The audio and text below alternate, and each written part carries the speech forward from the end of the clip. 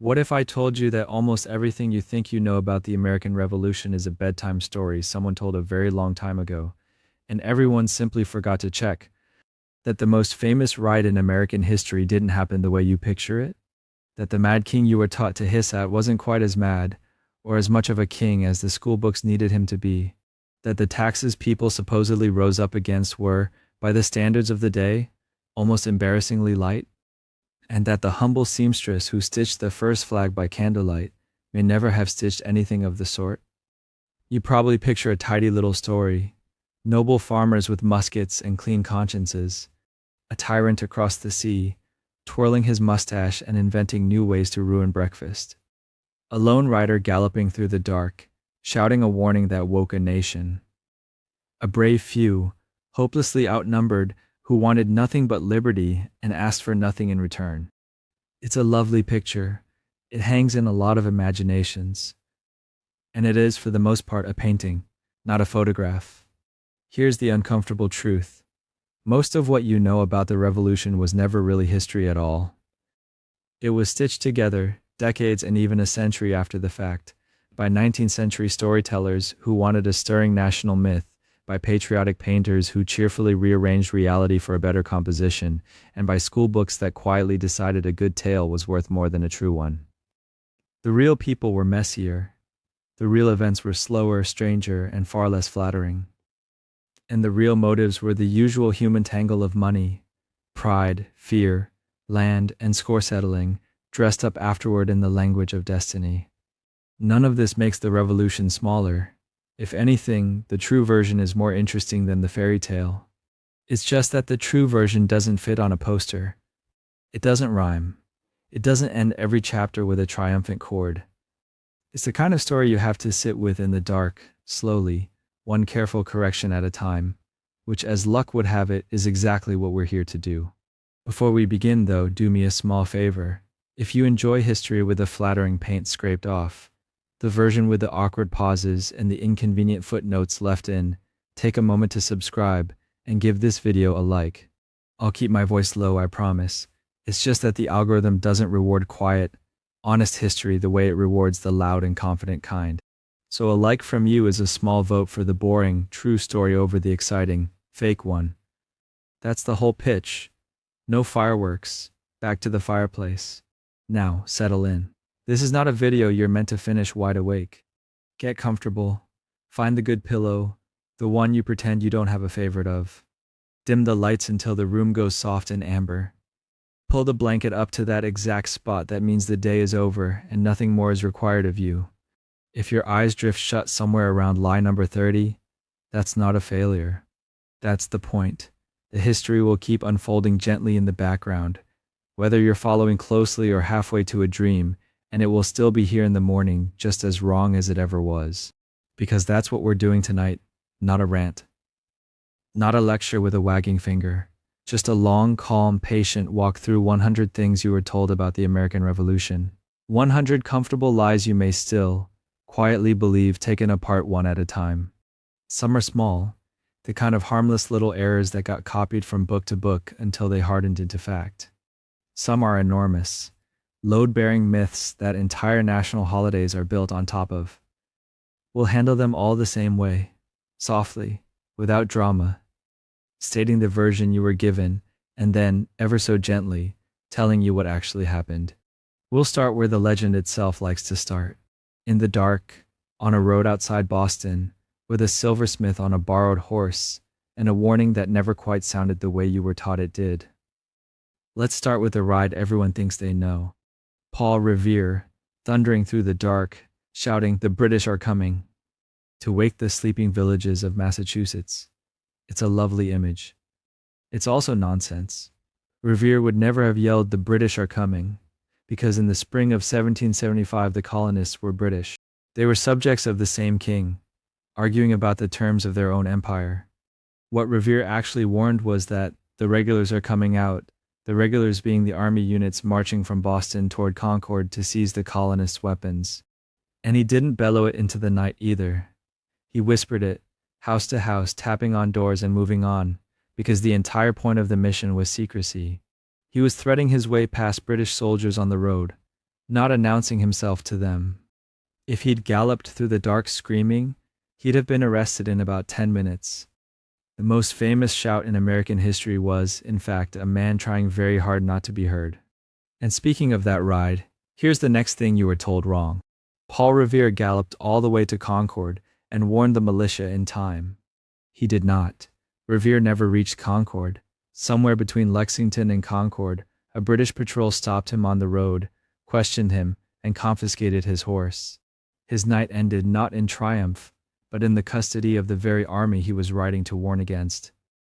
The man who actually carried the alarm the final stretch to Concord was a young doctor named Samuel Prescott, who happened to be riding home late that night from courting his sweetheart. He knew the local roads. He jumped a stone wall to escape the patrol, and he made it through when Revere could not. So the militia at Concord was warned, just not by the man on the t-shirts. History remembers the poem. It forgets the doctor riding home from his girlfriend's house. But the ride wasn't a solo performance in the first place. You picture one lonely rider against the countryside. There were many. A tanner named William Dawes left Boston by a completely different route the same night, carrying the same warning. Prescott joined them along the way. And beyond those three, the alarm spread through a prearranged network, riders fanning out, church bells ringing, signal guns firing across the dark. By dawn, the news had rippled outward through dozens of towns, carried by people whose names nobody bothered to immortalize. This was a system the colonists had built and rehearsed in advance, precisely so that no single captured rider could stop the message. Revere was one node in a network, a memorable node, sure, but the alarm would have spread that night whether or not he ever left Boston. It was less a heroic gallop and more a very efficient committee. So how did one man end up with all the credit? Blame a poem. In 1860, a full 85 years after the ride, Henry Wadsworth Longfellow published Paul Revere's Ride, and he was not writing history. He was writing propaganda. With the country sliding towards civil war, Longfellow wanted a northern hero, a stirring symbol of Yankee courage, and Revere fit the meter nicely. So he simplified, dramatized, and quietly erased Dawes and Prescott entirely. The one if by land, two if by sea version you learned, with its ticking hooves and its lone hero, is not the memory of eyewitnesses. It's the work of a poet reaching back across most of a century for a story that suited his moment. The poem was so vivid, so easy to recite, that it simply overwrote the real event in the national memory. Generations of school children memorized Longfellow and thought they were learning history. Most of what you know about that night, you owe to a man writing it long after everyone who was actually there had died. Now, everyone agrees on why the whole thing started. The colonists were being crushed by taxes, except they weren't. The colonists in British America were among the lowest taxed people in the entire British Empire. The average Briton back in England paid far more in taxes than his cousin in Boston or Virginia, several times more by most estimates. The revolution wasn't a revolt against a heavy tax burden. It was a revolt about who got to impose taxes, and whether a parliament 3,000 miles away had the right to do it without asking anyone in the colonies first. The colonists had grown used to running their own affairs through their own local assemblies, and the new taxes felt less like a financial burden and more like a demotion. It was an argument about principle and consent, dressed up ever since as an argument about the size of the bill. Which brings us to the most misunderstood tea in history. The Boston Tea Party, we're told, was a furious protest against a brutal new tax hike on tea. In reality, the Tea Act of 1773 actually lowered the price of tea. That's right, cheaper tea. The problem was how it made tea cheaper. The act handed the struggling East India Company a monopoly to sell directly to the colonies, undercutting local merchants. It was Parliament flexing its authority and picking economic winners. And it happened to gut the business of colonial smugglers, men like John Hancock, who had made fortunes moving Dutch tea outside the official British system. Cheaper legal tea meant their contraband suddenly couldn't compete. So some of the loudest voices for liberty had a very direct financial reason to keep that East India tea off the docks. The Tea Party wasn't outrage at a price going up. It was outrage at a price going down in the wrong hands, for the wrong reasons. And speaking of that night at the harbor, You probably picture the protesters dressed as Mohawk warriors to hide their identities. The disguise, such as it was, fooled absolutely no one. The face paint and blankets were thin, symbolic, and largely for show. Everyone in Boston knew perfectly well who was pitching tea into the water. The point of dressing as Native Americans wasn't concealment, it was theater. It was a statement, claiming an identity that belonged to this land and not to Britain, a way of saying, we are Americans now, not Englishmen. The blankets and hatchets were props in a piece of political theater staged for the whole town to see. Nobody was truly hiding. It was a costume, not a mask for a crime. Here's another small lie folded into the story, that they called it the Boston Tea Party at the time, with that jaunty, festive name. They didn't. That cheerful title didn't appear until the 1830s, 60 years later. In the decades right after, the participants tended to keep quiet about the whole affair. Destroying a fortune in someone else's private property was not, at first, something you put on your resume. Many of them stayed anonymous for the rest of their lives. Only once the revolution had been safely won, and old rebels had become respectable elder statesmen, did a nervous act of vandalism get rebranded as a charming little party with a catchy name. And no, they didn't do it because Americans hated tea and loved coffee. That's a myth invented to make the switch to coffee sound patriotic. The colonists adored tea. It was their daily comfort, their social ritual. Smashing open roughly 340 chests of the East India Company's finest and drowning it in Boston Harbor was an enormous deliberate sacrifice precisely because they loved the stuff. That's what made the gesture powerful. You don't destroy something you're indifferent to. It was never about taste, and it was never about switching to coffee out of patriotism. It was about monopoly, authority, and who ruled whom. They drowned something they cherished to make a point they couldn't make with words. And who organized this soggy piece of political theater? The Sons of Liberty, who you've probably been taught were peaceful, principled protesters standing bravely for their rights. Some of them were principled. Peaceful, they were not. The Sons of Liberty were an organization built on intimidation. They incited riots, ransacked the homes of officials, destroyed property, and hauled tax collectors and customs men into the street to be tarred and feathered before jeering crowds. When they wrecked the mansion of the Massachusetts lieutenant governor, they didn't just make a statement, they tore the building nearly to the ground. Their methods were coercion, fear, and the mob. They were closer to a political street gang than a debating society, and intimidation was a feature of the program, not a bug. Which brings us, rather uncomfortably, to what tarring and feathering actually involved, and to the many, many other cheerful lies still waiting in the dark. And speaking of the Sons of Liberty's methods, let's talk about their signature party trick, the one that shows up in cartoons and comedy sketches as harmless slapstick, tarring and feathering. You picture something almost cozy. A pompous official waddling down the street covered in goo and chicken feathers, looking silly, dusting himself off, going home for supper mildly embarrassed. A prank, the 18th century equivalent of a pie in the face. Except here's the thing. The tar in question was pine tar, and to spread it on a human being you first had to heat it until it flowed, which means you were pouring something scalding onto bare skin. It blistered, it burned. When the mob tried to peel it off afterward, it took skin with it. Victims were paraded through town for hours, sometimes beaten, sometimes forced to renounce their loyalties under the very real threat of worse. Customs officer John Malcolm survived it twice. It was public torture dressed up as folk comedy, and nobody involved thought it was funny except, possibly, the people holding the bucket. And once you've got a mob comfortable with that kind of thing, it's a short walk to the next legend, the one carved into the national memory as a cold-blooded slaughter. The Boston Massacre. The word massacre does a lot of heavy lifting here. It conjures a line of soldiers gunning down defenseless civilians on orders, a planned atrocity, the empire baring its teeth. What actually happened on the night of March 5th, 1770, was messier and sadder and far more human. A lone British sentry was being harassed outside the custom house. A crowd gathered, and it was not a gentle one.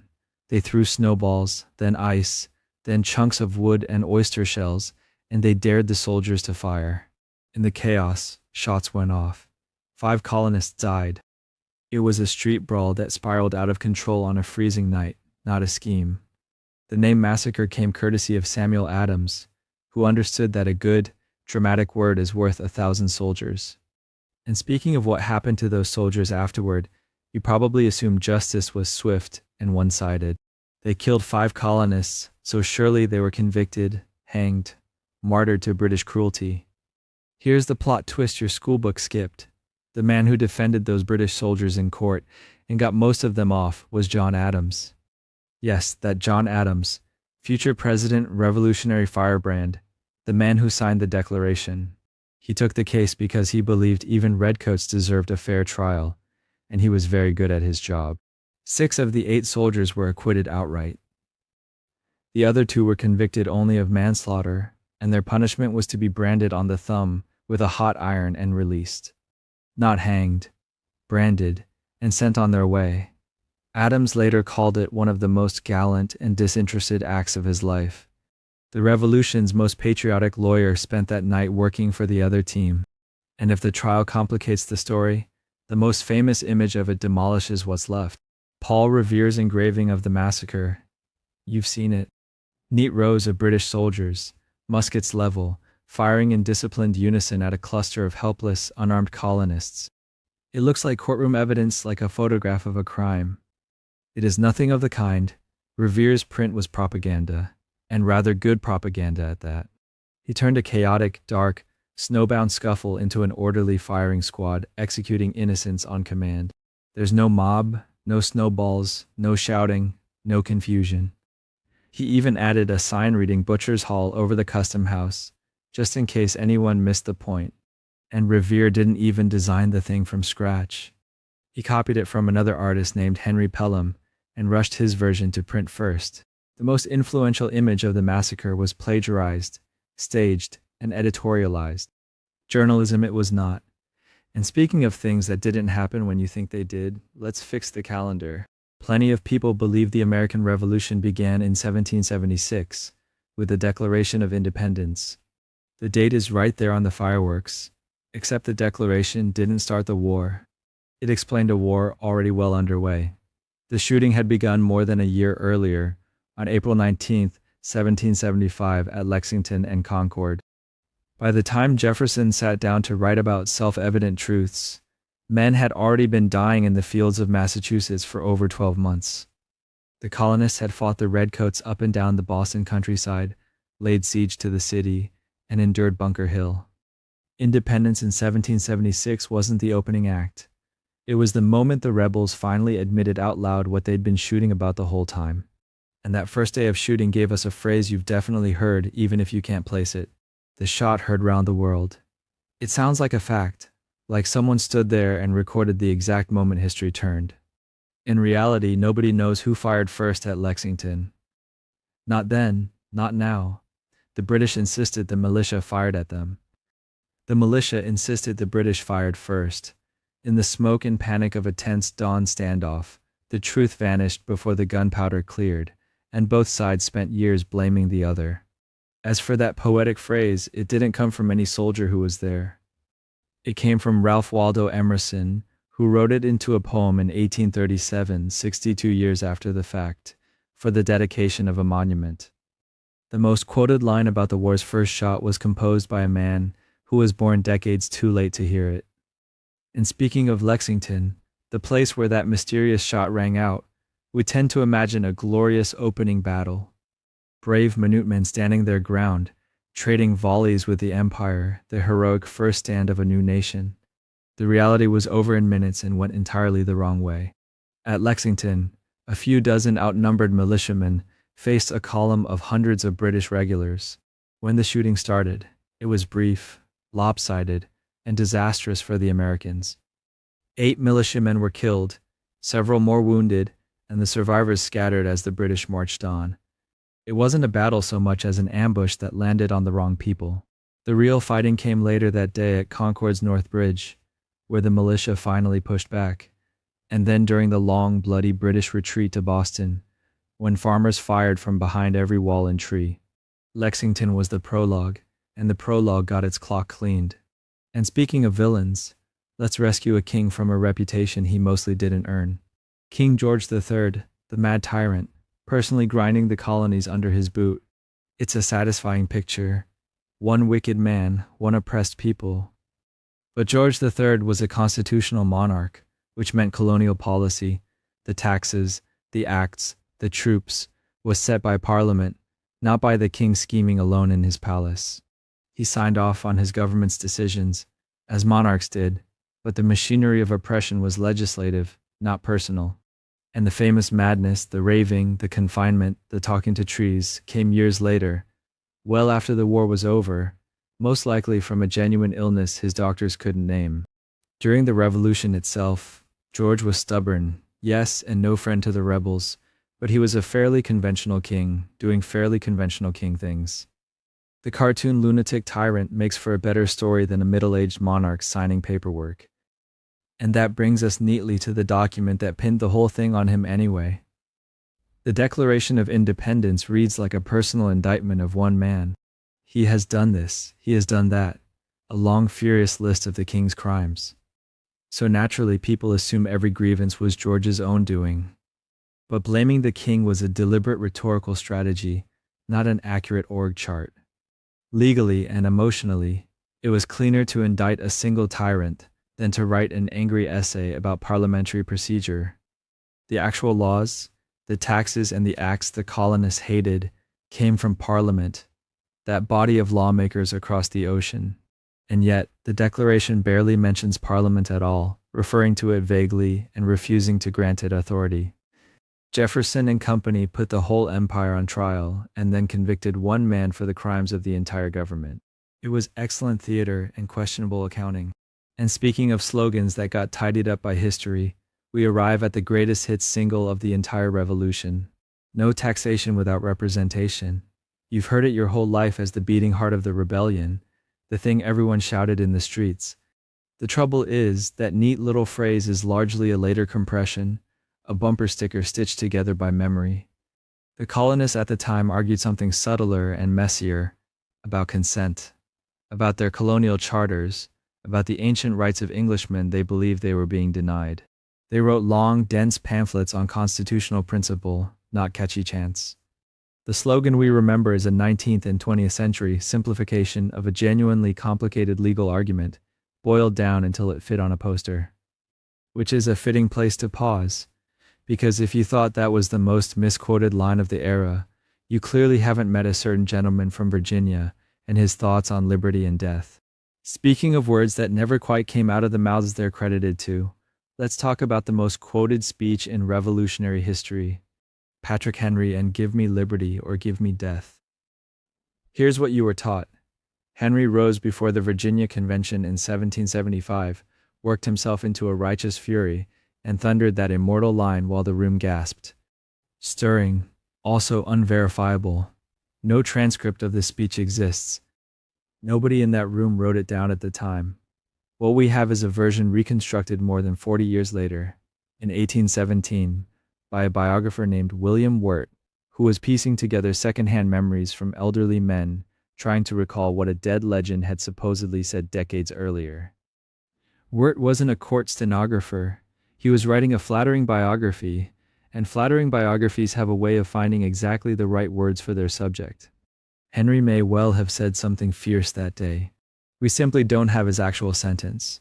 We have Wirt's best guess, dressed up as history and repeated in classrooms ever since, carved into monuments as though someone had been standing there with a notepad the whole time. And Henry wasn't the only revolutionary figure whose last words got a professional rewrite. Nathan Hale supposedly said, "I only regret that I have but one life to lose for my country," moments before the British hanged him as a spy in 1776. It's a beautiful line. It's also almost certainly not what he said, or at least not exactly. There was no reporter at that execution taking dictation, only a handful of witnesses recalling the moment afterward, and their versions vary. What's suspicious is that Hale's supposed farewell echoes, nearly word for word, a line from Joseph Addison's hit play Cato, a drama about Roman virtue that practically every educated colonist had read or seen performed. Hale likely said something along those lines, because he'd absorbed the same popular culture as everyone else. But the tidy, quotable version came together in the retelling, not on the gallows. History doesn't usually hand you a perfect closing line. Someone almost always polishes it after the fact, usually with a play they happen to have on their shelf. Now, since we're on the subject of things people insist they know for certain, let's spend some time with George Washington, because Washington may be the single most mythologized man in this entire story. Start with his teeth. Everyone has heard that Washington had wooden teeth, usually said with a little chuckle, as if the father of his country spent his life gnawing dinner with a mouthful of furniture. He never had wooden dentures, not once. What he actually wore, across a lifetime of dental misery, included ivory, gold, lead, and real human teeth, some of which were purchased from enslaved people that Washington himself owned.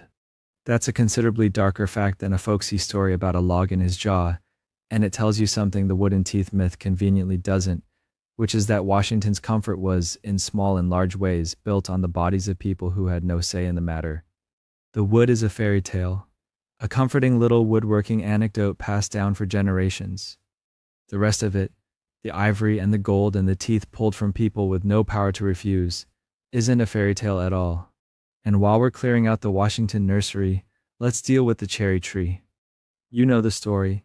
Young George chops down his father's prized cherry tree, gets caught, and declares, "I cannot tell a lie," melting his father's anger on the spot. It never happened. The tale doesn't appear anywhere until 1806, 7 years after Washington died, when a preacher and traveling biographer named Mason Locke Weems invented it wholesale for a hagiography designed to sell copies and teach children moral lessons. Weems was in the business of manufacturing saints, not writing history, and the cherry tree was pure fabrication from the very beginning. It worked exactly as intended. 2 centuries later, people still believe a lie was told about a man's honesty, which, if you think about it for more than a second, is a genuinely spectacular piece of irony. Weems didn't stop at trees either. He's also the source, more or less, of the story that Washington once threw a silver dollar clear across the Potomac River, a feat of superhuman strength meant to prove the man was destined for greatness. Consider the geography for a moment. The Potomac, where this supposedly took place, runs roughly a mile wide. No human arm, however founding, is throwing a coin across that distance. And there's a smaller, quieter problem. Silver dollars didn't exist as American currency during Washington's boyhood. The whole anecdote is folklore stacked on top of folklore, engineered to make a mortal man sound like a demigod who casually defied physics before breakfast. It says less about Washington than about how badly early Americans wanted their first hero to feel superhuman. Sticking with appearances, let's fix the wig. Picture Washington and you probably picture that white powdered hair, and you probably assume, like most people do, that it's a wig, the standard 18th century gentleman's accessory. It wasn't. Washington grew his own hair long, pulled it back, and powdered it himself, the same styling routine plenty of men of his class used on their natural hair rather than a hairpiece. No wig required, just a lot of flower-adjacent powder and considerable patience. It's a small correction, but it matters, because it's one more case of the popular image quietly swapping a real, slightly mundane grooming habit for something more theatrical and wig shop convenient. Somewhere a costume department is very disappointed to hear it. Now here's the myth that really stings because it cuts against the whole greatest general in history packaging. Washington is remembered as a brilliant military tactician who outfought the British at every turn. He didn't. He lost more battles than he won. New York fell apart under him in 1776. Brandywine, in 1777, was a defeat. Germantown, that same year, was another defeat. What Washington was actually extraordinary at was something less flashy than battlefield genius. He kept an army in existence, year after year, through disaster after disaster, retreating when he had to, refusing to let the whole enterprise collapse, until the war was eventually won through endurance rather than tactical brilliance. He won the war by not losing the army. It's a much less cinematic kind of greatness, but arguably a harder one to pull off, and considerably less fun to paint on a ceiling. Speaking of images that outran the facts, there's the painting in your head right now of Washington kneeling alone in the snow at Valley Forge, hands clasped in prayer, the weight of the nation on his shoulders. It's a gorgeous image. It is almost certainly invented. No reliable eyewitness account describes it. The scene traces back to, once again, Parson Weems, and to 19th century patriotic artists, who found the idea of a devout, solitary Washington praying for his country simply too good not to paint. It became gospel through repetition, stained glass, and postage stamps, not through anyone who was actually there in the snow that winter, kneeling next to him, taking notes on his posture. And since Valley Forge keeps coming up, let's correct the encampment itself. People often talk about the Battle of Valley Forge, or assume it was famous for being the coldest winter Washington's army ever endured. Neither is right. No battle was fought there at all. It was a winter encampment where the Continental Army rebuilt itself between campaigns. What actually devastated the troops that winter wasn't record-breaking cold. It was disease, malnutrition, and a catastrophically broken supply system that left men without shoes, blankets, or reliable food. As for the coldest winter claim, 1780, 2 years later, was measurably colder. Valley Forge's suffering was real. Men genuinely starved and sickened and died there. It just wasn't a battle, and it wasn't even the worst winter of the war, which is a strange thing for a legend to get wrong on both counts at once. Which brings us to the myth that closes out Washington's little mythology tour, the idea that the American people offered him a crown, and that he nobly, tearfully refused it, cementing his reputation as the man who could have been king but chose humility instead. There was no formal offer of a crown from anyone representing the American people. What actually happened is that in 1782, an army colonel named Louis Nicola wrote Washington a private letter musing that the country might be better off as a monarchy with Washington at the head of it. One officer's letter, not a national petition. Washington's response was not gracious ambivalence. It was a sharp, immediate rebuke, telling Nicola the idea horrified him. His real well-documented act of restraint came the following year, in 1783, when he voluntarily resigned his military commission to Congress and went home to Virginia, a gesture that stunned observers on both sides of the Atlantic, far more than any refused crown ever could have. No throne was dangled. He just quietly declined to become the very thing the whole war had been fought against. Rest easy on that one, because the real story is somehow calmer and stranger than the legend. Now, about that war Washington kept losing and somehow still won.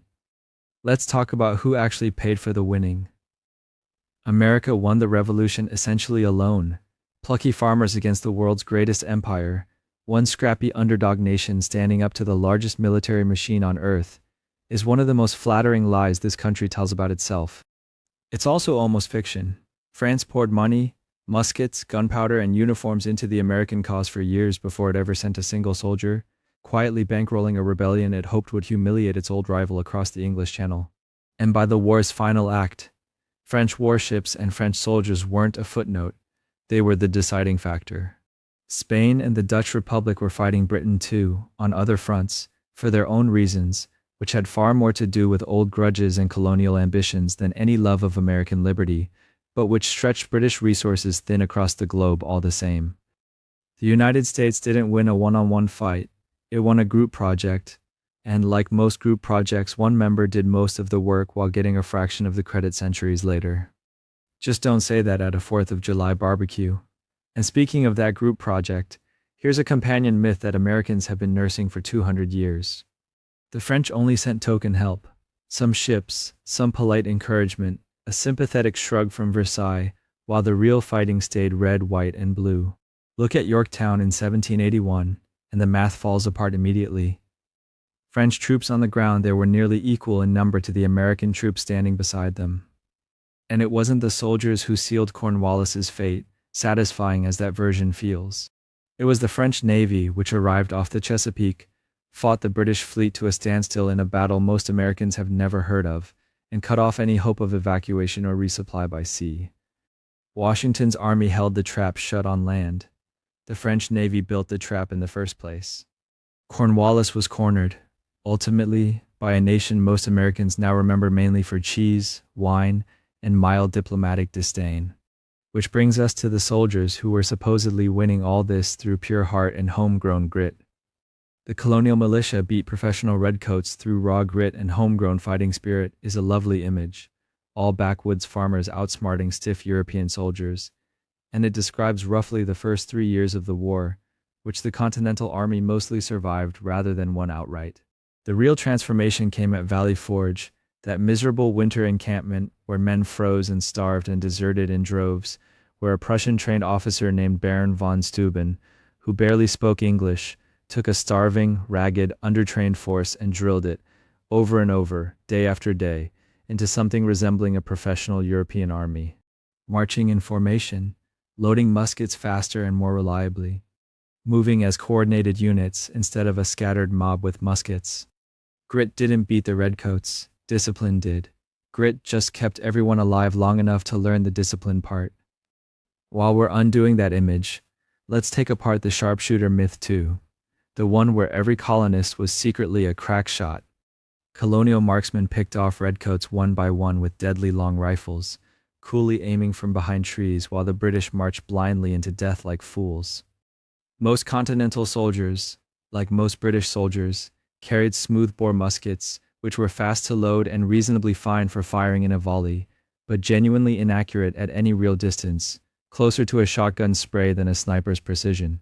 Rifles existed, and they were more accurate, but they were slow to reload, and mostly issued to specialized units like certain frontier riflemen, not handed to every farmer with an eye for squirrels back home. Most of this war was fought the same way European wars were fought at the time, standing in lines, firing in volleys, trusting the man next to you not to break and run. Not exactly the stuff of tavern legend, but there it is. And since we've mentioned lines, let's deal with the condescension so often aimed at the British for using them. The British fought in stupid straight lines, the story goes marching shoulder to shoulder like tin soldiers, while clever Americans hid behind rocks and picked them off. Linear tactics weren't stupidity, however satisfying that idea feels from 2 centuries away. They were the rational answer to the weapons everyone was using at the time. Muskets were inaccurate, so you massed men together in tight ranks to guarantee that some balls landed somewhere useful when volleys were fired. Lines also kept bayonet charges coordinated, kept units from disintegrating under fire and panic, and kept officers able to actually see and command what was happening on a smoke-choked field. The tactic looks silly with hindsight and modern rifled weapons in mind. At the time, it was simply physics, and both sides used it constantly, Americans very much included. Now, a quieter myth, the one where the British Army meant tidy rows of Englishmen in redcoats and nothing else. The British Army was all British is simply false, and not by a small margin. Tens of thousands of German soldiers, generally lumped together as Hessians for the region many of them came from, fought for the crown throughout the entire war, filling out regiments across nearly every campaign. And on top of that, American loyalist units, actual colonists who stayed faithful to the king and took up arms against their neighbors, fought and died in numbers that don't fit neatly into a war remembered as strictly us versus them. Half of them, in a very real sense, was sometimes us. History does love to complicate a clean story just when you've gotten comfortable with it. Which brings us to those Hessians themselves, usually cast in schoolbooks and old cartoons as money-hungry mercenaries who'd cross an ocean for a paycheck and a chance to loot. The truth is far less romantic and far more grim than greed. Many of these soldiers were conscripts, ordinary young men essentially rented out to Britain by their own German princes, rulers of small states like Hesse Castle who pocketed the payment for themselves while the soldiers had little say in the matter whatsoever. They didn't choose this war, and many never wanted to leave home. Their rulers sold their labor and in some cases their lives, the way you'd lease out livestock for a fee. If you're looking for the real villain in that particular arrangement, it isn't the shivering conscript standing guard outside Trenton. Speaking of Trenton, here's a myth that refuses to die no matter how many historians try quietly to bury it. The Hessians lost at Trenton because they were drunk on Christmas, caught sleeping off eggnog and rum while Washington snuck his army across the icy Delaware to catch them helpless and hungover. It's a wonderfully smug story, the kind that makes for a good laugh at a dinner party. It's also not remotely what the evidence shows. The Hessian garrison at Trenton was exhausted and had actually been on alert for days, battered by a brutal winter storm that made sentries miserable and visibility poor, and caught by surprise in weather nobody sane expected an attack to come through. Tired and unprepared, certainly. Sloshed on holiday punch. No, whatever the legend insists. But diligent, worn-down men outmaneuvered by a bold winter gamble in terrible weather doesn't get retold at parties quite like They were all hungover. So the drunk version marches on regardless of what actually happened. And naturally, that brings us to the crossing itself. Immortalized in the painting, every American has seen hanging in a classroom or a textbook margin. Washington crossed the Delaware standing heroically in the bow of the boat, exactly as Emmanuel Lotzi painted it, cape billowing dramatically, dawn light glowing behind him like a blessing from above. Nearly every detail in that painting is wrong, once you start checking. The boat shown isn't the type actually used that night, which was a much larger, sturdier flat-bottomed craft, built for hauling cargo and horses. The flag displayed in the scene hadn't even been designed yet at the time of the crossing. The crossing happened in freezing darkness, not the soft golden daylight the painting suggests for dramatic effect. Even the ice is inaccurate for how the Delaware actually freezes and breaks apart in that stretch of river. Standing bolt upright in a rocking boat, in an ice-choked river, at night in a storm, would have been, charitably, a spectacularly bad idea for everyone involved, which makes the final twist almost too perfect for a lie this popular. That painting was made during the Revolution, right? A stirring piece of wartime propaganda painted by someone who'd actually witnessed the crossing firsthand, not remotely close. Lotze painted it in 1851, in Germany of all places, a full 75 years after the crossing it depicts, partly hoping to inspire revolutionaries fighting for democracy across Europe at that very moment. It's not a historical record. It's a European artist's fan art, made 3/4 of a century later on a different continent entirely, that somehow became this single most iconic image of a war it wasn't even alive to witness. So file that one away. Another gorgeous lie dressed up as memory, painted by a man who wasn't there, of a boat that didn't look like that, under a flag that didn't exist yet. Rest easy with that image slightly cracked, and let's keep drifting toward the next batch of comfortable nonsense. Speaking of battles that didn't go the way the painting suggests, let's talk about the one with the misleading name baked right into it. The Battle of Bunker Hill. You've heard of it your whole life, and here's the quiet correction nobody bothers making. Most of the actual fighting didn't happen on Bunker Hill at all. The colonial forces were ordered to fortify Bunker Hill, took one look at the terrain, and built their defenses on neighboring Breed's Hill instead, which was lower and closer to Boston. The battle that followed was fought almost entirely there. Bunker Hill just got its name on the marquee, the way a supporting actor's understudy ends up on the poster. Breed's Hill did the work. Bunker Hill got the credit. History does that a lot, as you may have noticed by now. And since we're already correcting the record, here's the one that really surprises people. The Americans didn't win the Battle of Bunker Hill. The British did. They took the hill after 3 assaults. The first 2 repelled with brutal colonial volleys, the third finally succeeding once the defenders ran low on ammunition and had to retreat, fighting some of it off with musket butts and stones once the powder ran out. So why does it get remembered as some kind of moral victory? Because the cost was so lopsided it barely counted as a win. British casualties were severe, over 1,000 killed and wounded storming a hillside held by amateur militia dug into hasty earthworks, and the losses were so painful that the term Pyrrhic victory gets attached to it constantly. Officers died in numbers. The British Army wasn't used to losing to what they considered an amateur rabble. The British held the ground. They also learned expensively that this war was not going to be the tidy little police action they expected. Small comfort if you're the one climbing the hill for the 3rd time that afternoon. Now, the line everyone quotes from that battle: "Don't fire until you see the whites of their eyes." Stirring stuff. Supposedly barked out by an American commander conserving scarce gunpowder, and it shows up in just about every dramatized version of the fight. Except historians can't actually pin the quote down. It doesn't appear in reliable contemporary accounts from the day of the battle. It surfaces later, in retellings written after the fact, the kind of line that sounds so good someone was bound to attach it to a general eventually. It may reflect a real tactic. Sure, husbanding your ammunition against an enemy with more of it makes obvious sense. But as a verified quote spoken in that moment by that man, it's on shaky ground, more folklore than transcript. Consider it plausible, unconfirmed, which is the historical equivalent of case closed energy without the case actually being closed. Here's a bigger myth, one about the whole shape of the war rather than a single line in it. People tend to picture the revolution as brief, a tense standoff, A few dramatic battles, a triumphant ending, done. In reality, it dragged on for about 8 years, from 1775 to 1783, which makes it one of the longest wars in American history. Not a quick uprising crushed or won in a season, a grinding multi-year slog across an entire continent, with years of stalemate, disease, desertion, and financial ruin mixed in with the battles you actually remember from the textbook.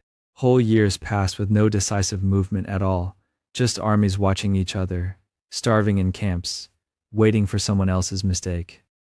Sleep tight knowing your ancestors, or somebody's ancestors, spent the better part of a decade on this, and most of it wasn't glorious. And while we're untangling tidy myths, here's one of the tidiest and most wrong. You've probably heard the confident little breakdown. A third of colonists were patriots, a third were loyalists, and a third were neutral, sitting it out politely while everyone else did the fighting. It sounds so precise it must be true. It isn't. That specific one-third split traces back to a misreading of a letter by John Adams, and the letter wasn't even describing loyalty in the American Revolution. Adams was writing decades later about opinions on the French Revolution. Somewhere along the way, someone lifted his numbers, relabeled them, and stapled them onto an entirely different war. The actual breakdown of allegiance in the colonies was messier, regionally lopsided, and nowhere near that clean. But one-third, one-third, one-third is such a satisfying rhythm that it's been repeated for 2 centuries anyway. Which brings us to who these loyalists actually were, because the popular image is almost a caricature. Wealthy men in powdered wigs, sipping tea loyal to the crown out of aristocratic snobbery. Some loyalists did fit that picture, most didn't. Loyalism cut across every social class: farmers, tradesmen, shopkeepers, recent immigrants who felt safer with the empire they knew than a rebellion of uncertain outcome. By the war's end, an estimated 60,000 or more loyalists fled the newly independent United States, resettling in Canada, Britain, or the Caribbean. And among those refugees were freed formerly enslaved people who had allied with the crown. Loyalism wasn't a costume for the rich, it was a real cross-class political position, and choosing it could cost you your home. Now we get to a part of this story that the Land of Liberty version of events tends to skip past quietly, so let's not skip past it. There's a comforting assumption that enslaved people in the colonies universally supported the patriot cause, cheering on the fight for freedom from the sidelines. The historical record says otherwise, and it says it plainly. Tens of thousands of enslaved people fled toward the British lines during the war, not the American ones, because it was the British who offered emancipation to those willing to abandon rebel masters. Some made it to freedom in Nova Scotia, some in London, some further still. If you were enslaved in Virginia in 1775, the side using the word liberty in its slogans was, very often, the side still holding you in bondage. The side that offered you an actual, concrete path out was the army you'd been taught generations later to call the enemy. That's not a footnote, that's a huge number of people making a rational, dangerous choice with their feet, often at great personal risk, and it deserves to be remembered as exactly that. The proclamation behind a lot of that movement came from Lord Dunmore, the royal governor of Virginia, in 1775, and it's often remembered as some sweeping act of abolition. It wasn't. Dunmore's proclamation freed only the enslaved people belonging to rebel patriot masters, and only if those people were willing and able to fight for the crown. It didn't touch slavery held by loyalists. It didn't touch slavery as an institution anywhere else. It was a wartime tactic aimed at destabilizing the rebellion by stripping its labor force, dressed up in the language of freedom. Effective, certainly thousands answered the call. Noble, not really. Dunmore wasn't running an abolition campaign. He was running a war, and freedom was the weapon, not the goal. Which leaves us with the uncomfortable center of this whole stretch of the story.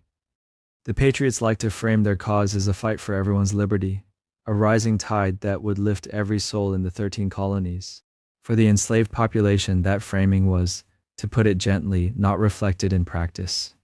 The side fighting under banners about natural rights and the tyranny of unchecked power was, for the most part, the side with no plans to extend those rights to the people it enslaved. Meanwhile, the empire being cast as the tyrant was the one offering actual manumission papers to anyone willing to cross the lines and fight. So when you hear the land of liberty applied to this exact moment in history, it's worth remembering that Liberty, in 1776, had a very selective mailing list. We'll be circling back to how unfinished that promise stayed later. For now, let's turn to a group with its own reasons for choosing sides, and its own reasons for regretting the outcome either way. And that brings us to Native Americans, because the standard story tends to flatten their choices down to simple royal devotion, as if entire nations picked a side out of fondness for a king across an ocean they'd never seen.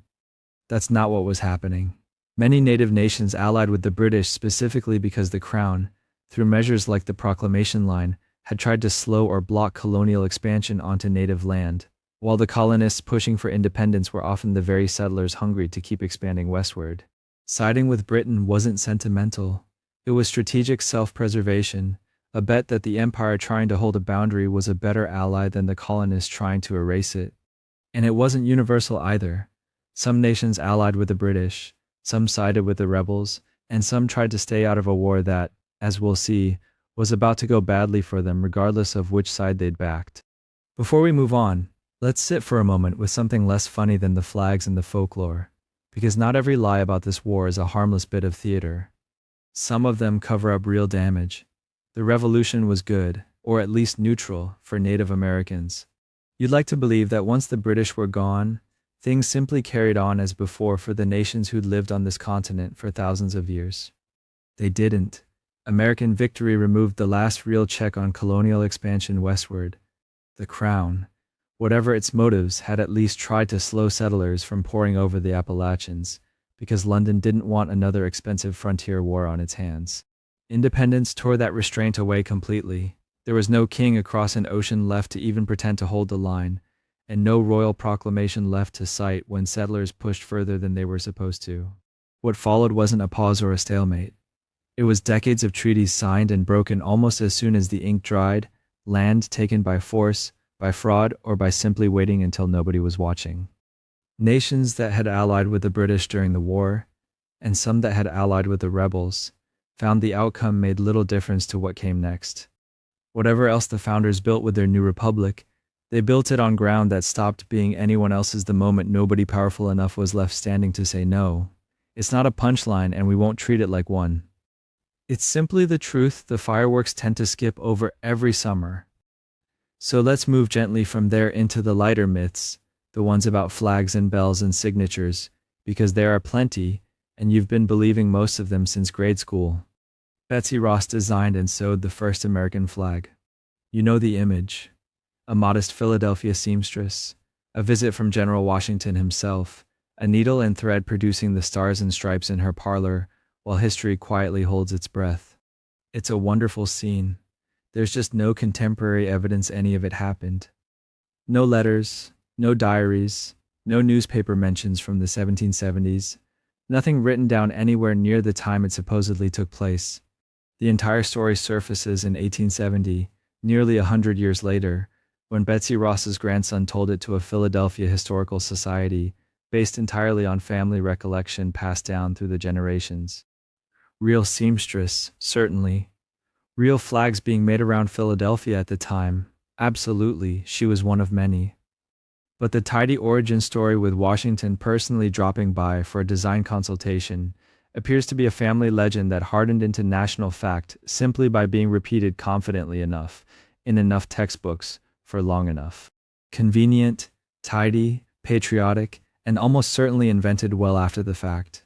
There was one official first flag that everyone rallied under. Even setting Betsy Ross aside, you might picture Continental soldiers marching beneath a single, agreed-upon stars and stripes from the earliest days of the war. They didn't, because there wasn't one. Different regiments carried different banners, some regional, some improvised, some carrying mottos rather than stars. The Stars and Stripes design existed on paper from a 1777 congressional resolution, but it wasn't standardized in appearance and wasn't widely carried into battle in those early years the way you'd imagine from the paintings. Flags were a mess of local variation for quite a while. Uniformity came later, once there was a country stable enough to care about matching banners. The Liberty Bell rang out on July 4, 1776, to announce independence. You've heard this one in every animated holiday special ever made for children. The old bell tolling grandly over Philadelphia as the news broke, summoning crowds into the streets to celebrate. It's a lovely scene, and it's fiction, straight out of an 1847 short story that invented the moment purely for dramatic effect, decades after anyone could check. There's no reliable evidence the bell rang out that day at all. And here's the twist that really undercuts the whole postcard image. It wasn't even called the Liberty Bell yet. That name came decades later, adopted by abolitionists in the 19th century, who found the bell's engraved inscription about liberty throughout all the land rather useful for an entirely different cause than the one it's now associated with in your head. The bell you picture cracking triumphantly for independence spent its early life as an anonymous, unglamorous state house bell that only became a symbol of freedom once people fighting a very different freedom fight picked it up and ran with it a century later. The Declaration was signed on July 4, 1776. Here's a date that feels so certain it's practically stamped on the document's letterhead, and it's still misleading. Congress actually voted for independence 2 days earlier, on July 2, which John Adams was privately convinced would become the date future generations celebrated. The Declaration's text was debated, approved, and released on July 4, which is why that's the date printed prominently at the top of the document. But the engrossed copy, the fancy formal parchment with all those famous flowing signatures you picture in your head, wasn't even ready for signing until August 2, and delegates trickled in over the following weeks and months to add their names as they arrived or made up their minds. So the date on the document, the date Congress actually acted, and the date most of the signatures you recognize were physically added are 3 different days entirely. History, as usual, prefers the neat version over the accurate one. John Adams expected July 4 to become the great American anniversary. Speaking of Adams being slightly, gloriously wrong, he wrote to his wife Abigail that July 2 would be the date celebrated by future generations with parades, bonfires, and illuminations from one end of the continent to the other. He was 2 days off, and it apparently bothered him enough that in his later years he refused to attend 4th of July celebrations at all, quietly insisting the country had picked the wrong day.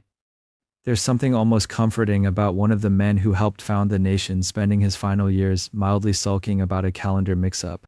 Signing the Declaration instantly created the United States government. It's easy to picture the ink drying and a functioning nation springing into being. It didn't work that way. The Declaration announced a political intention, a break from Britain, not a working government.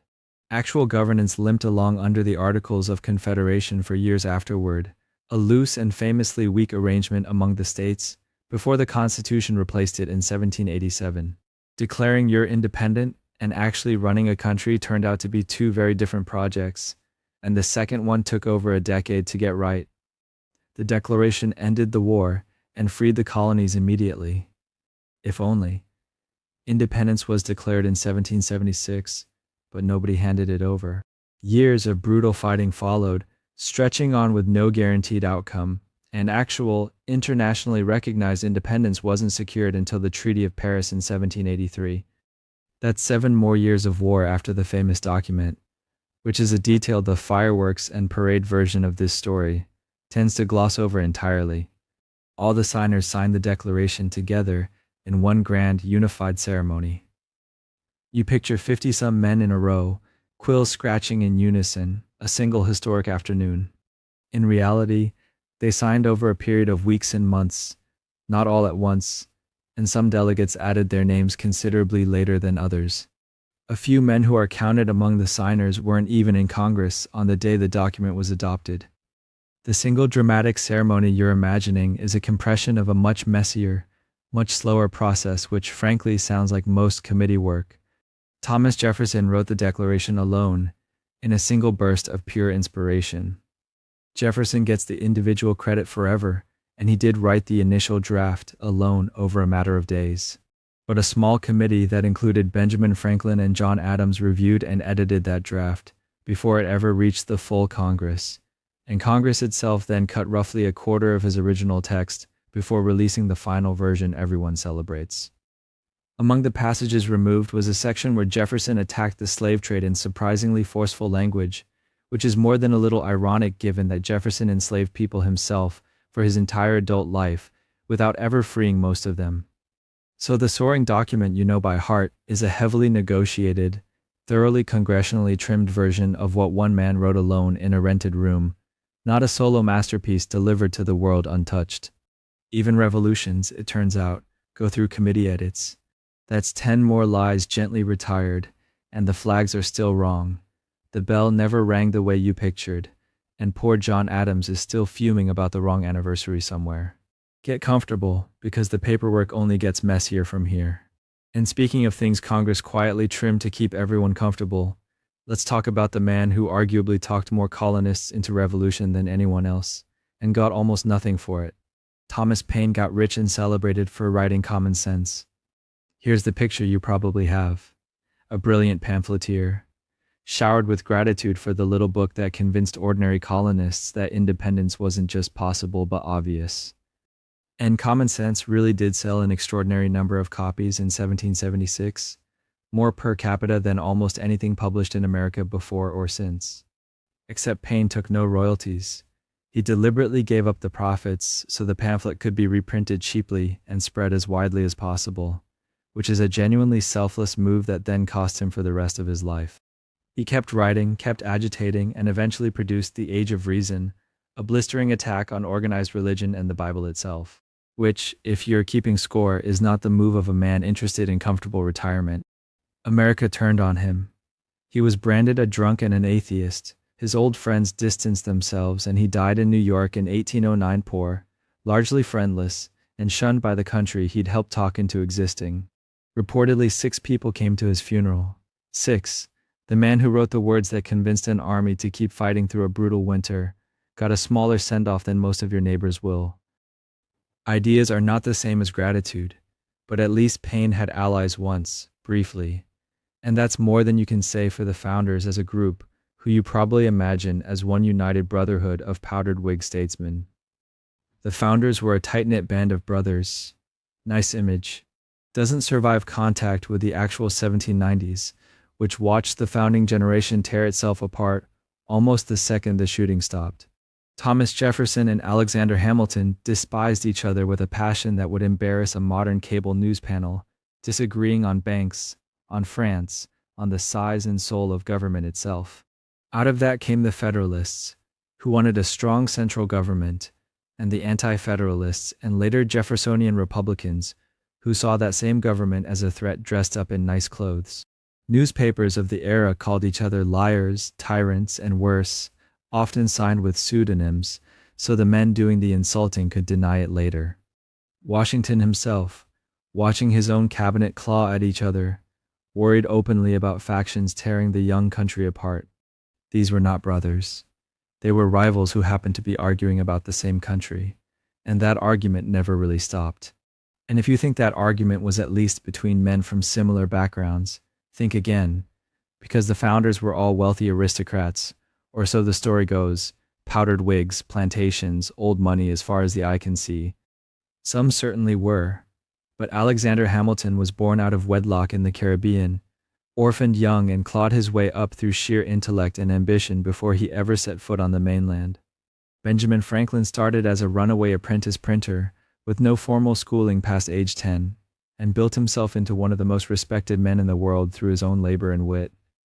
The Continental Congress held plantation owners and merchants, yes, but also self-made lawyers and tradesmen who'd climbed into respectability one rung at a time. The founding wasn't a single social class congratulating itself. It was a messy coalition of old money and new money, and they didn't always trust each other either. Speaking of things they didn't always agree on, here's one that tends to surprise people at bedtime. The founders were devout Christians building a Christian nation.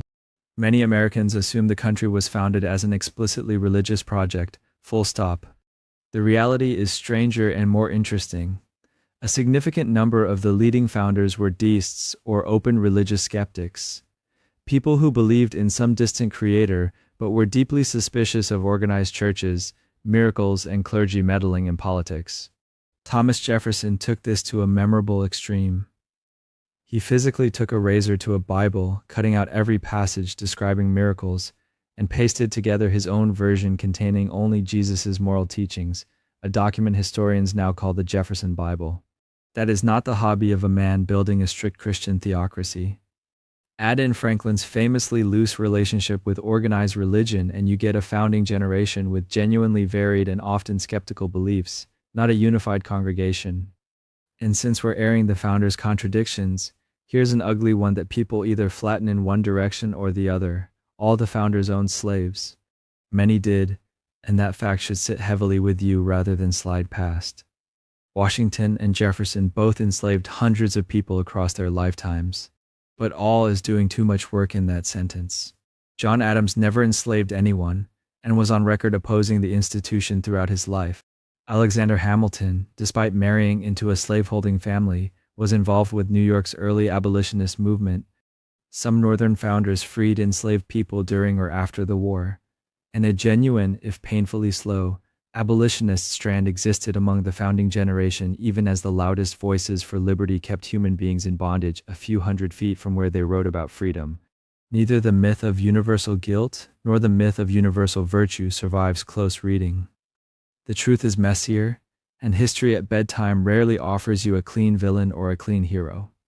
Now, about that word liberty they loved so much, here's a phrase people use loosely that would have made several founders visibly wince. They were fighting to create a democracy. Say that at a dinner with Alexander Hamilton or John Adams and watch the room get cold.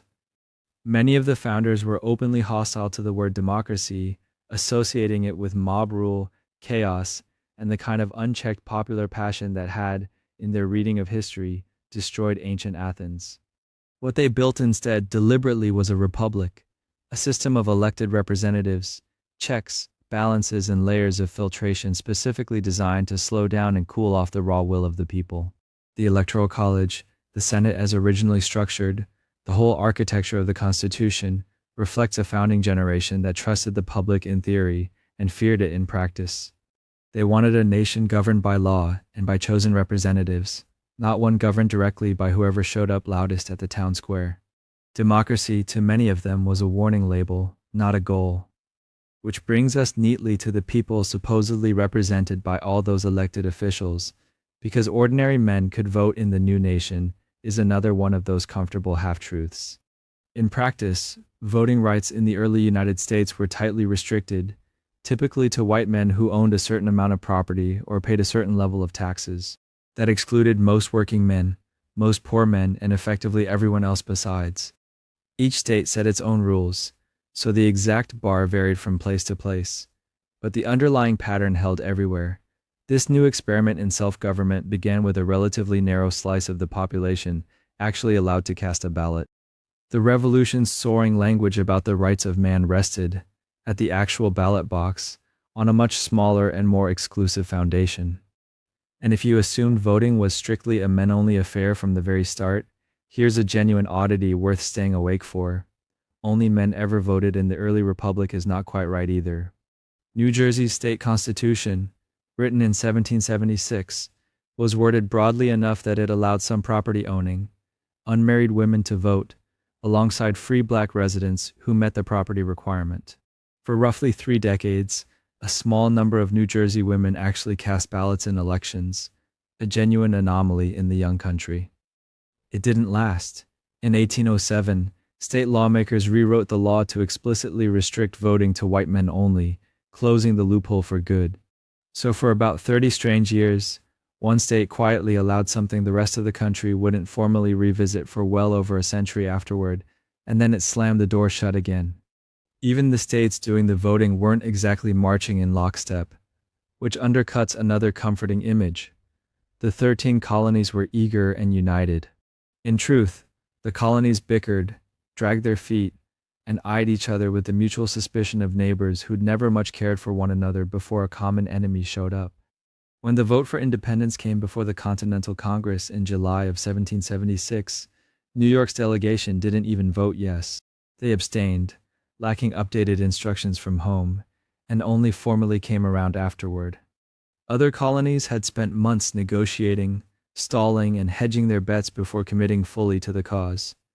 Unity, in the end, was less a starting condition than something painfully assembled meeting by meeting, and even then, it never quite finished the job.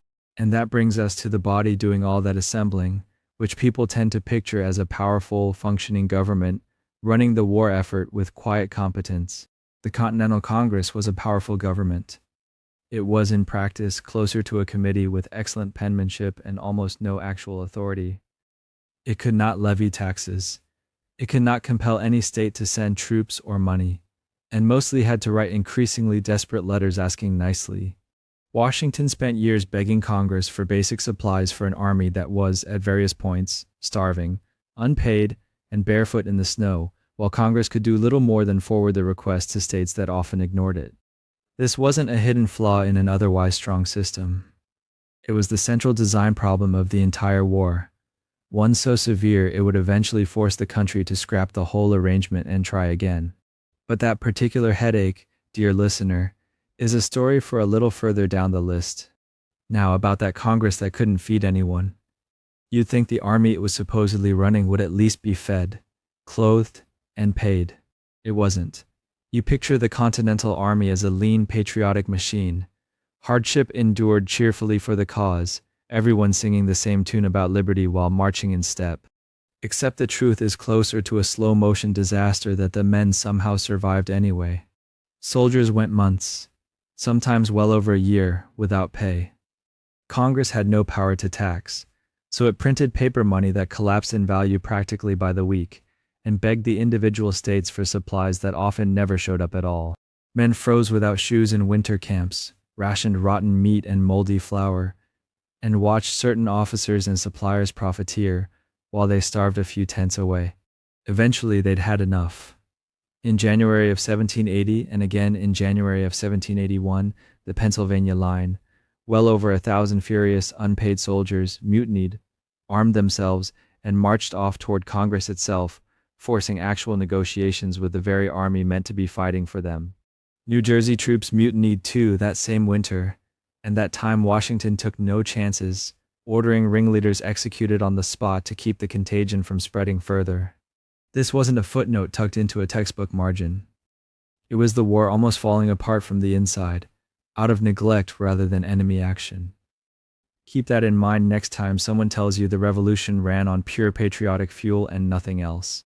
And speaking of the people holding that army together, let's talk about Molly Pitcher. You've heard of her, the woman who carried water to thirsty soldiers at the Battle of Monmouth in 1778, then took her husband's place at the cannon when he fell. Great story. Here's the complication. There is no solid evidence that a single woman named Molly Pitcher ever existed.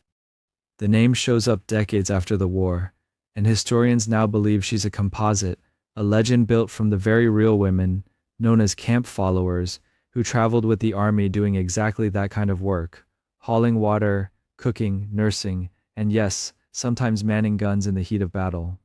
One likely inspiration is Mary Ludwig Hayes, who probably did serve at a cannon at Monmouth. So Molly Pitcher isn't a hoax exactly. She's what happens when a dozen real women get flattened into one convenient name for the history books. Which brings us to the bigger myth, that women simply didn't fight in this war. They did, and not just at cannons. Deborah Sampson enlisted in the Continental Army disguised as a man under the name Robert Shurtleff, served for well over a year, was wounded, and treated her own injuries rather than risk discovery. She was eventually found out, honorably discharged, and later toured giving lectures about her service. Beyond her, women spied behind British lines, smuggled messages and supplies, nursed the wounded in filthy field hospitals, and ran farms, shops, and entire households alone for years while husbands were off fighting or dead. The war didn't pause for anyone's gender, it just didn't bother writing most of it down. Now, one more woman's story you'll often hear told with total confidence, usually right alongside Paul Revere's Sybil Ludington's Midnight Ride. The tale says that in 1777, at just 16 years old, she rode roughly 40 miles alone through the dark and the rain, twice the distance of Revere's famous ride, to warn scattered militia that the British were burning Danbury, Connecticut.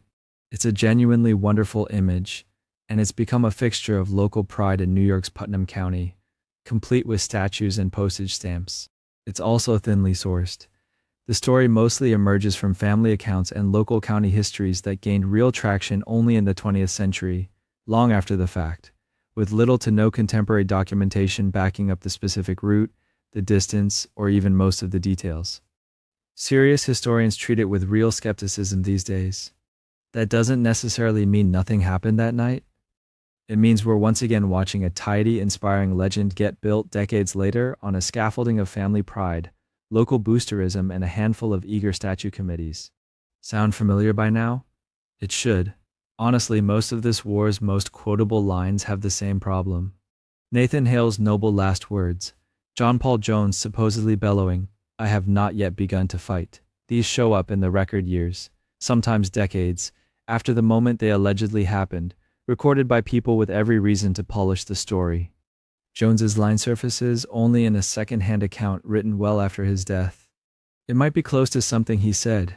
It might be pure invention dressed up as memory. Either way, treat any exact quote from this era the way you treat a suspiciously perfect anecdote from your uncle. Enjoy it. Don't cite it as fact. Speaking of men who get credited with things they didn't quite do, let's check in on Benjamin Franklin and electricity. You probably picture him flying a kite in a thunderstorm during the Revolution, boldly discovering electricity for the new nation. Wrong on basically every count. The kite experiment happened in 1752, more than 2 decades before the war even started. And honestly, historians still argue about exactly how it went down and whether Franklin's own later account exaggerated the danger. And discovering electricity was never really on the table. Electricity was already a known phenomenon being studied across Europe. What Franklin actually did was demonstrate that lightning was electrical in nature and invent the lightning rod. Useful, important, not a revolutionary war moment, and not a discovery from nothing. While we're deflating Franklin, here's a fun one. The idea that he seriously campaigned for the turkey to be America's national bird instead of the eagle. This comes from a real letter written in 1784, where Franklin grumbled to his daughter that the eagle had bad moral character and joked the turkey was a more respectable, if vain, bird. Charming. Also written after the eagle had already been chosen for the Great Seal, as a private joke in a personal letter, not a formal proposal to Congress. Franklin never stood up anywhere and demanded America be represented by a turkey. He just had good comic timing and apparently a soft spot for a bird most people were currently trying to eat. Let's go from birds to something considerably stranger, the world's first combat submarine. Meet the Turtle, a one-man, egg-shaped wooden submersible built by a Yale-educated inventor named David Bushnell. In 1776, an American volunteer piloted it beneath New York Harbor under cover of darkness, hand-cranking its propellers toward a British warship, HMS Eagle, with orders to attach an explosive charge to the hull below the waterline and slip away before it detonated. It's a genuinely wild piece of engineering for its era, arguably the first submarine ever used in actual combat. It also completely failed. The pilot couldn't get the drill mechanism to bite into the ship's copper-sheathed hull. The attempt was eventually abandoned, and the Turtle sank exactly 0 enemy ships that night, or ever. The mission that actually happened is impressive as a bold, borderline absurd first attempt at underwater warfare. The mission people imagine when they hear the story, a stealthy explosion sinking a British man-of-war in the dead of night, simply never occurred. And finally, for this stretch of lies, let's talk about the man who became the go-to symbol for treason itself, Benedict Arnold. You know how this story ends, so you assume that's all there ever was to him. A coward and a villain from the start, waiting for his moment to betray everyone. Except before he became a byword for betrayal, Arnold was arguably the most talented battlefield general the Americans had. He led a brutal, half-starved march through the Maine wilderness to attack Quebec, fought aggressively and effectively commanding a scrappy fleet at the Battle of Valcour Island, and was severely wounded in the leg leading a decisive charge at the pivotal Battle of Saratoga in 1777, a battle historians widely credit him, not the officer technically in command, with actually winning on the ground. This was not a lifelong villain wearing a hero's mask for a few years. This was a genuinely brilliant, genuinely reckless soldier, injured twice in the same leg for a cause he clearly believed in. Whatever comes next, it doesn't erase that. So then why did he do it? The comfortable version is simple. Arnold was greedy, and the British paid better. Convenient, tidy, and only a small slice of the actual truth. The real story is a stew of grievances that had been curdling for years. Arnold was passed over for promotion again and again by a Congress that favored men with better political connections and less battlefield scar tissue. He was accumulating serious debts and facing a court-martial over sloppy, though largely unproven, financial dealings while serving as military governor of Philadelphia. His pride was raw and public, and by then he'd married Peggy Shippen, a young woman from a prominent Philadelphia family with strong loyalist sympathies and connections, who is widely believed to have played a real role in the secret correspondence with the British. Money was absolutely part of it. He did negotiate a price for handing over West Point. But money alone doesn't explain a man who bled for this cause twice. Resentment, humiliation, debt, marriage, and politics all fed into it long before the cash changed hands. Which is exactly where we're headed, because the plot to hand over West Point, and the very unlucky British officer who got caught holding the paperwork, is coming right up. Speaking of Arnold, his finest hour as a soldier is also one of the war's biggest credit thefts. So let's stay right there for a moment. General Gates won the Battle of Saratoga. That's the tidy version, the one where Horatio Gates gets the laurel wreath and the portrait and the glory. Except the men on the field that day would have laughed at you. Gates spent the battle safely behind the lines at his headquarters, cautious to the point of paralysis, issuing few orders and taking fewer risks, while Benedict Arnold, furious at being sidelined, stripped of meaningful command in a fit of Gates's jealousy and rivalry, rode out anyway, without orders, rallied the troops himself, and led the decisive charge that broke the British lines at Bamis Heights. He took a musket ball to the same leg he'd already been wounded in at Quebec, and went down, still shouting at his men to press forward. Gates wrote the official report afterward and barely mentioned him, quietly writing the war's most reckless and effective battlefield leader out of his own victory. History handed Gates the win, the promotion, and the credit. The battlefield knew better. Keep that leg wound in mind, because bitterness has a long memory, and Arnold's would curdle into something far darker within 3 years. And bitterness matters here, because Saratoga wasn't just another win. Saratoga was just another win. No, this was the hinge the entire war swung on. When news reached Paris that an entire British army under General John Burgoyne had surrendered in October 1777, France finally did what American diplomats like Benjamin Franklin had been quietly angling for since the war began. It openly allied with the rebels, bringing money, ships, veteran soldiers, and eventually a navy into a fight the colonies could never have won on their own. Franklin had been in Paris for over a year, charming the French court, and it took an actual captured British army to convince Versailles this rebellion might be worth backing openly rather than just funding in secret. Without Saratoga, there's no French alliance. Without the French alliance, there's no Yorktown, and there's a very good chance you're not hearing this story at all. Funny how a battle nobody remembers correctly ended up deciding everything. Now fast forward 4 years, to the ending everyone thinks they already know. Yorktown ended the war on the spot. It's the version where Cornwallis surrenders and everybody goes home for supper. In reality, October 1781 was a devastating blow, but the war dragged on for nearly 2 more years. Fighting continued in the south, skirmishing carried on at sea, British garrisons still held major American cities, and the actual peace wasn't signed until the Treaty of Paris in 1783. Diplomats in Europe spent those years haggling over borders, fishing rights, and loyalist compensation, while soldiers who thought they'd already survived the war kept dying in skirmishes nobody bothers to name today. The ending, like most endings in this story, was slower, quieter, and far messier than the movie version. Speaking of that famous surrender scene, let's correct the choreography. Cornwallis personally surrendered his sword to Washington. A lovely image, the two great rival commanders face to face at last.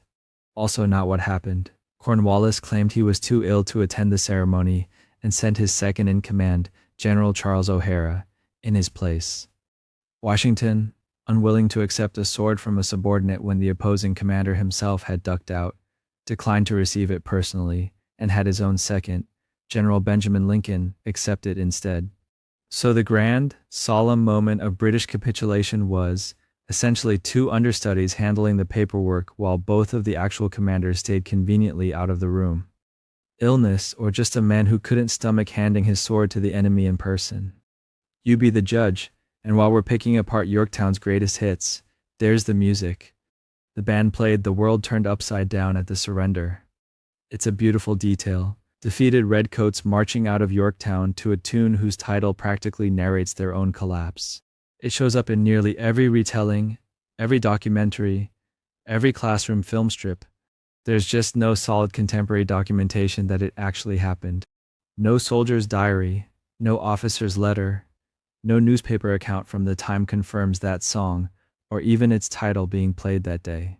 The story only surfaces well afterward, and historians have never traced it to a first-hand source. It's the kind of detail that's simply too perfect not to repeat, which is usually a good sign it was added later, for effect, by someone who understood a good ending needs a soundtrack. So if the British lost so badly at Yorktown, why didn't they just send more troops and finish the job? The British were crushed militarily and had no choice but to quit. Not remotely true. Even after Yorktown, Britain still held New York City, Charleston, and a global empire stretching from the Caribbean to India, with a navy still capable of projecting power almost anywhere on Earth. Militarily, they could have kept fighting in North America for years. What actually broke their will was cost, exhaustion, mounting war debt, and a conflict that had spiraled far beyond 13 troublesome colonies into something Parliament could no longer justify funding. Enough British politicians simply decided the juice wasn't worth the squeeze anymore, and the government that had pushed the war fell shortly after news of Yorktown reached London. Empires rarely quit because they must. They quit because the accountants finally get a vote. And that spiral is worth explaining properly. Britain fought only the American rebels. If only. By the early 1780s, this had become a genuinely global war. France and Spain were both openly fighting Britain on multiple continents, and the Dutch Republic joined in as well, opening fronts and threatening British shipping, colonies, and trade routes far beyond North America, from the Caribbean to Gibraltar to India. British ships and soldiers were stretched thin across oceans, defending sugar islands and merchant convoys, while also trying to subdue a rebellion, an ocean away with troops and money it desperately needed elsewhere. The American Revolution you learned about in school, the one with the tidy cast of redcoats and rebels, was really just the loudest and most mythologized thread in a much bigger, messier imperial brawl. Let's rewind slightly to the laws that supposedly started all this, because even their names are propaganda. The Intolerable Acts were Britain's own name for their own laws. Nice try, but no. Parliament called this package of punitive legislation the Coercive Acts, a fairly honest and almost administrative description of what they were designed to do: coerce Massachusetts back into line after the Boston Tea Party, closing the port of Boston and stripping the colony of self-governance until the tea was paid for. Intolerable was the colonists' own branding, a deliberately inflammatory label meant to rally sympathy and outrage across the other 12 colonies, framing Massachusetts's punishment as a warning to everyone. It worked beautifully. Turns out, political spin is not a modern invention. The founders were just as skilled at renaming their enemies' actions for maximum outrage as any modern press office. And since we're on the subject of grievances, here's one more that gets flattened into a slogan. The colonies had no representation and demanded seats in Parliament. That would be the logical fix, if representation were really the point. But when British officials floated the idea of giving the colonies actual seats in Parliament, most colonial leaders rejected it. Their argument wasn't "give us a few chairs in London," it was that their own colonial assemblies were their legitimate legislatures, and no distant parliament, however generously seasoned with a token colonial delegate or two, had the right to tax or govern them. This was never really about a seating chart, it was about who held the power in the first place. Which brings us fittingly to a man who cared a great deal about power, and even more about his own name. John Hancock was a selfless patriot with a big signature. The signature part is true. Go look at the Declaration, you cannot miss it. The selfless part needs work. Hancock was one of the wealthiest men in the American colonies, having inherited a shipping empire, and he was a notorious smuggler who had spent years dodging British customs enforcement on his own merchant vessels. When Parliament cracked down on trade and taxation, Hancock wasn't just defending abstract liberty. He was defending his bottom line.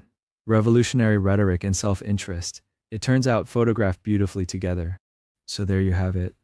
A general who hid behind his desk, a war that refused to end on schedule, a surrender handled by understudies, a song that probably never played, an empire that quit out of exhaustion rather than defeat, a set of laws renamed for maximum outrage, an offer of representation nobody wanted, and a patriot who signed his name in giant letters, partly to protect his shipping business.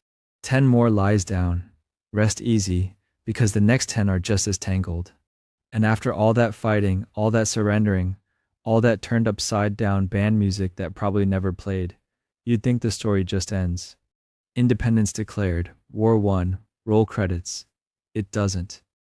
Because here's the thing about the Declaration of Independence, signing, it did not switch on a country. The Declaration made America a functioning nation in 1776. Nice idea.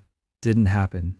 What the states actually cobbled together was the Articles of Confederation, a document so allergic to central power that it barely created a government at all.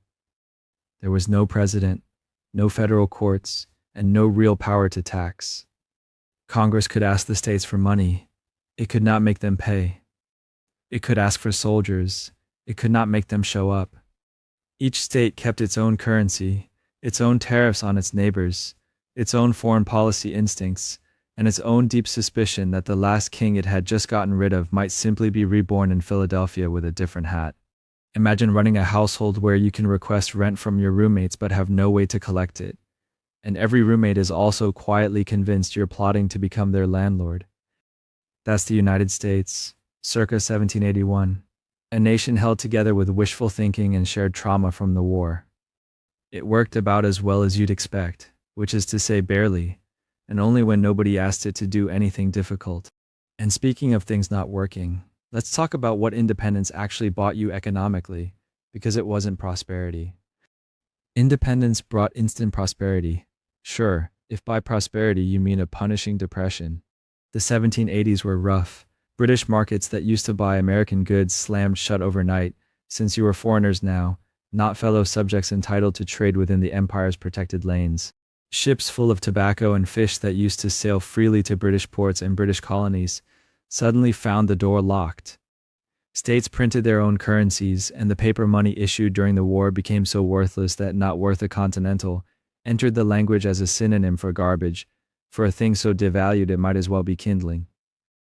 Farmers who'd fought the war came home to crushing debts, falling prices, and courts ready to seize their land and toss them into debtor's prison for the crime of having served their country and then tried to plant crops.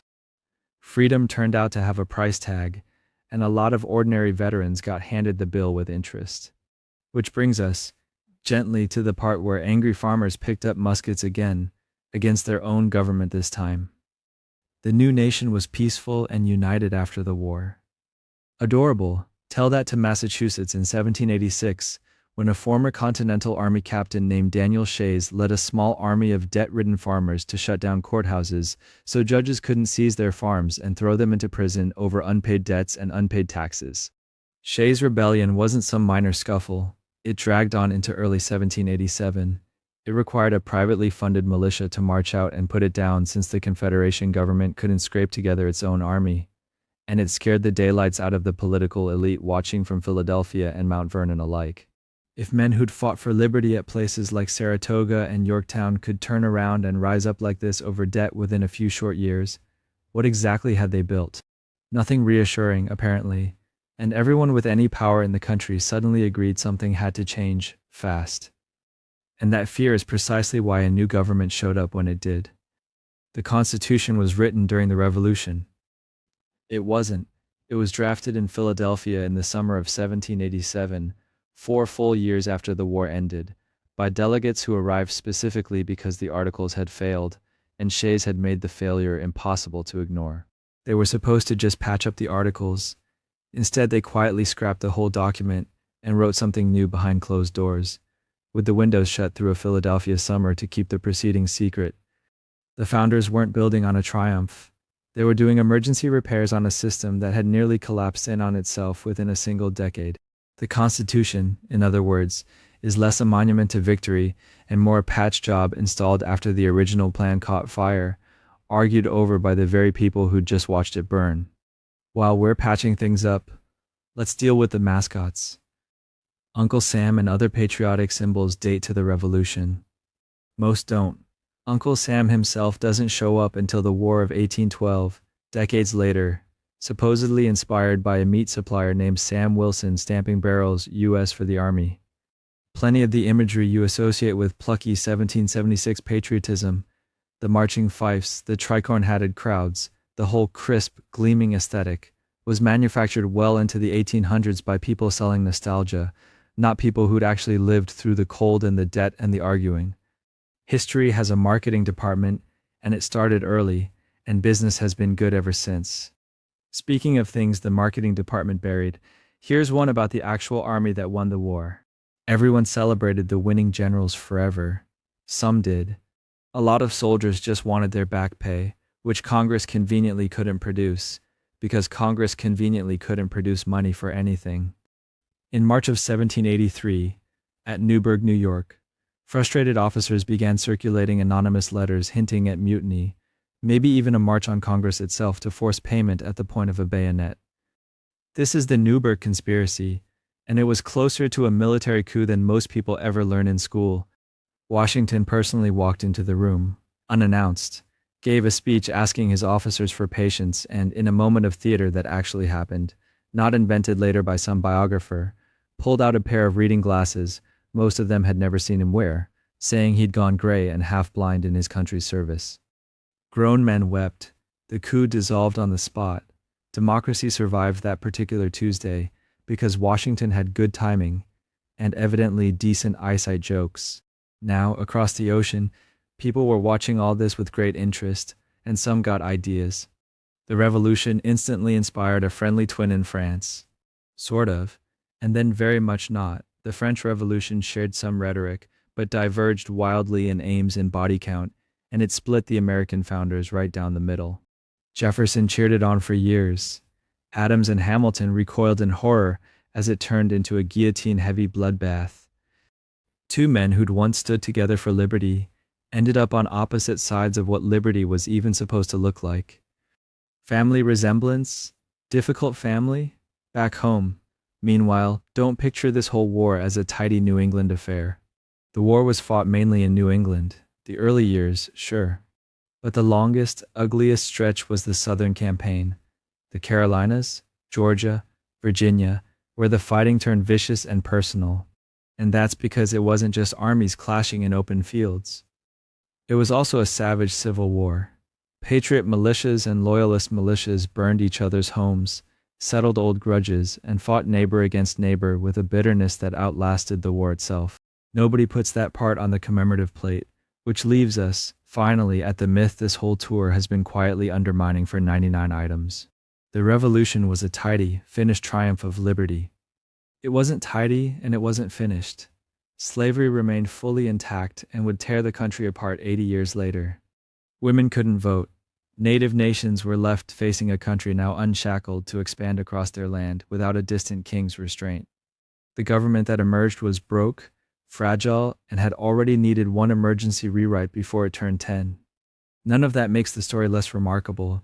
It just makes it a human one, built by people who argued, faltered, owned other people, meant well, meant badly, improvised constantly, and somehow left behind something that later generations would spend centuries trying to finish, which, if you think about it, sounds a lot more like history than any painting ever did. And so we come to the end of it, 100 lives gently taken apart, and you're probably noticing the pattern by now. It's never that the truth was hidden, it was just less convenient. A tidy story is easier to teach, easier to paint, easier to put on a stamp. A messy one takes work. So we kept the Midnight Rider and lost the fact that he never finished his ride. We kept the United Colonies and lost the neighbors who turned each other in. We kept the Founding Fathers as marble men and lost the very human ones underneath, anxious, contradictory, arguing in rooms that were too hot, making it up as they went along, same as anyone. That's really the whole secret of this video, and maybe of history in general. The real version isn't less impressive than the myth. It's just less arranged. Nobody in 1776 knew how the story would end. Nobody was posing for the paintings that came later. They were just people doing an uncertain thing for reasons that were sometimes noble and sometimes petty, and often both at once.